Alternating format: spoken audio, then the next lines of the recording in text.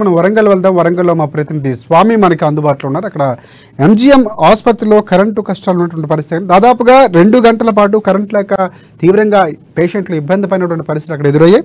Oxygen లేక తీవ్ర ఇబ్బందులు కూడా పడ్డారు కొంతమంది రోగులు. ఇక కరెంట్ లేకపోవడంతో అత్యవసర సేవలు నిలిచిపోయినటువంటి పరిస్థితి అక్కడ దాపురించింది. సూపరింటెండెంట్ చంద్రశేఖర్ కూడా దీనికి సంబంధించి వివరించారు. అంటే ఇలాంటి పరిస్థితి, అంటే ముందస్తుగా వైద్య సేవలు అనేవి నిరంతరంగా 24/7 అందుబాటులో ఉండాలి. సో ఎందుకు ప్రత్యామ్నాయంగా ముందుగానే ఎందుకు జాగ్రత్త చేసుకోలేదు, అలాంటి సేవలు ఎందుకు అందుబాటులో ఉంచకూడదండి? నేను మనకు తెలుస్తామని దీనిపై పూర్తి అప్డేట్స్ ఏంటి స్వామి చెప్పండి. Good evening Rajasekhar.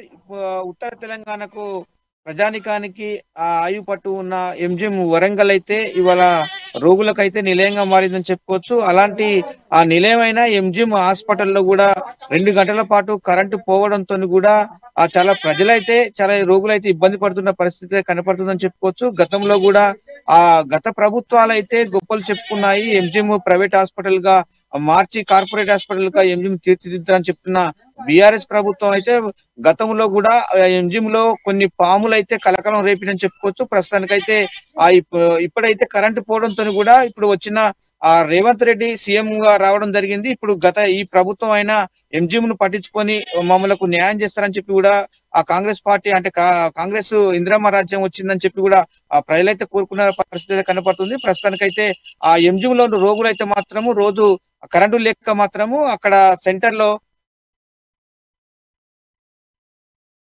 బిక్కుమంటారు. అంటే స్కానింగ్ కూడా తీయకుండా కూడా కరెంటు లేక కూడా ఆ రోగులకైతే చాలా అవస్థల పాలవుతున్న పరిస్థితి కనపడుతుంది.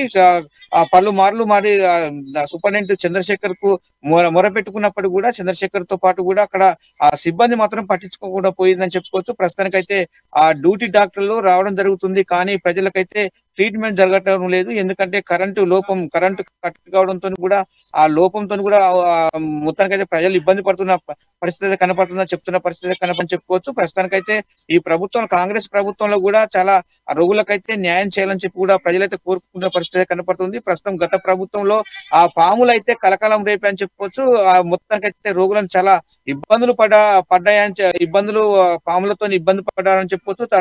తదనంతరం కూడా ఆ గత ప్రభుత్వంలో కూడా ఎలుకలతో కూడా చాలా రోగులైతే చాలా ఇబ్బందులు పడ్డారని చెప్పుకోవచ్చు. ప్రస్తుతానికైతే అలాంటి ఈ ప్రభుత్వంలో జరగకూడదని చెప్పి కూడా ప్రజలైతే కోరుకున్న పరిస్థితి కనపడుతుందని చెప్పుకోవచ్చు రాజశేఖర్. ఎస్ ఇంకోటి, అంటే ఎందుకు ఇలాంటి అవాంతరం ఏర్పడింది? 2 గంటల పాటు కరెంటు లేకపోవడం టెక్నికల్గా ఏమైనా ప్రాబ్లం ఉందా? రెడీగా జనరేటర్ లాంటి ఎందుకు ప్రత్యామ్నాయంగా ఎందుకు ఏర్పాటు చేసుకోలేకపోయారు సేవల్ని అనేది ఏమైనా మనకి సూపరింటెండెంట్ చంద్రశేఖర్ వివరించినటువంటి పరిస్థితి ఏమైనా ఉందా స్వామి? ఇక్కడ ఎంజిఎం లో మాత్రం కొంచెం టెక్నిక్ లోపంతో కూడా ఆ కరెంటు పోవడం జరుగుతుంది. అది అధికారుల లోపం అని చెప్పుకోవచ్చు. అయితే ఇక్కడ ఎందుకంటే ఇక్కడ ప్రస్తుతానికైతే ఎంజిఎం లో అధికారులు పట్టించుకోకపోవడం ద్వారా కూడా సరఫరా కూడా నిలిపివేయబడిందని చెప్పుకోవచ్చు. ప్రస్తుతానికైతే ఇక్కడ ఎవరైతే అధికారులు అయితే దీనికి సంబంధించిన అధికారులు అయితే ఎంజిఎం సూపరింటెండెంట్ ని ఇవ్వకుండా కూడా పోతున్న పరిస్థితి కనపడుకోవచ్చు. దానికి కూడా రోగు ఇబ్బందులు ఎదుర్కోవచ్చు. ఇవాళ మాత్రము 2 గంటల పాటు అంతరాయం కలగ ప్రజలైతే చాలా అంటే రోగులైతే చాలా ఇబ్బంది పడ్డారని చెప్తున్న పరిస్థితి కనపడుతుంది.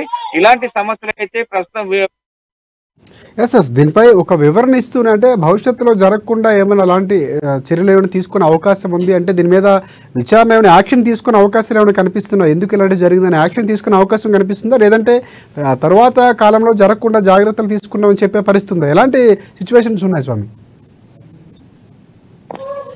అయితే ఇప్పటికైతే ప్రస్తుతానికైతే తూర్పు ఎమ్మెల్యేగా వ్యవహరిస్తున్న ప్రస్తుతం మంత్రి కొండ సురేఖ దృష్టి తీసుకుపోవడం జరిగింది.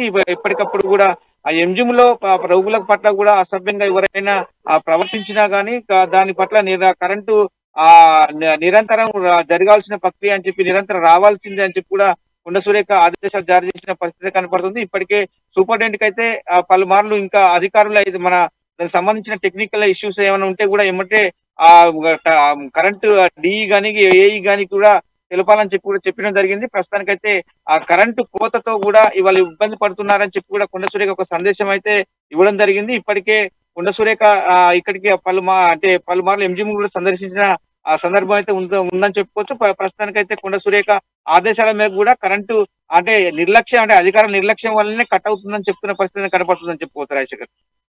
Right, thanks for update Swamy.